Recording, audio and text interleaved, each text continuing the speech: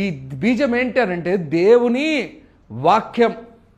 ఈ బీజాన్ని గురించి చాలామంది లెక్క చేయట్లేదు. ఈ బీజం ఒక విలువను తెలుసుకోవట్లా. సంఘాల్లో ఈ దినాల్లో ఏమైపోయింది తెలుసా?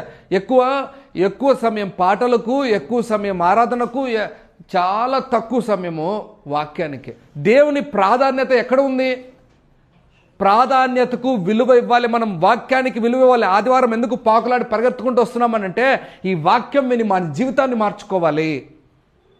ఎన్ని వాక్యాలు నీ జీవితాన్ని మార్చింది? మిమ్మల్ని మీరే ప్రశ్నించుకోవాలి. ఎన్ని జీవితాలు మిమ్మల్ని ప్రభావితం చేసింది? ఎన్ని వాక్యాలు నిన్ను ఆలోచింపజేసింది? ఆ వాక్యం ఒక విలువ తెలుసుకోవాలి. ఎదురు చూడాలి. నాతో మాట్లాడు ప్రభువా, నా జీవితాన్ని మార్చు ప్రభువా. నేను ఒక మాట చెప్తాను, ఇక్కడ మారడానికే ఉన్నాం భూమి మీద. ఈ మాట అర్థం చేసుకోండి, రాసుకోండి, గుర్తుపెట్టుకోండి. మారడానికే ఉన్నాం ఇక్కడ మారడానికి ఉన్నప్పుడు ఆ పని మనం సరిగ్గా చేయలేకపోతే ఇంకా ఈ పరలోకానికి ఎందుకు పోవాలి? వాక్యం విని మారకపోతే ఆ వాక్యం ఎందుకు నీకు? ఎప్పుడు చూడు ఆశీర్వాదాలు, ఎప్పుడు చూడు ఏం కావాలమ్మా, ఎప్పుడు చూడదే స్వస్థతలు.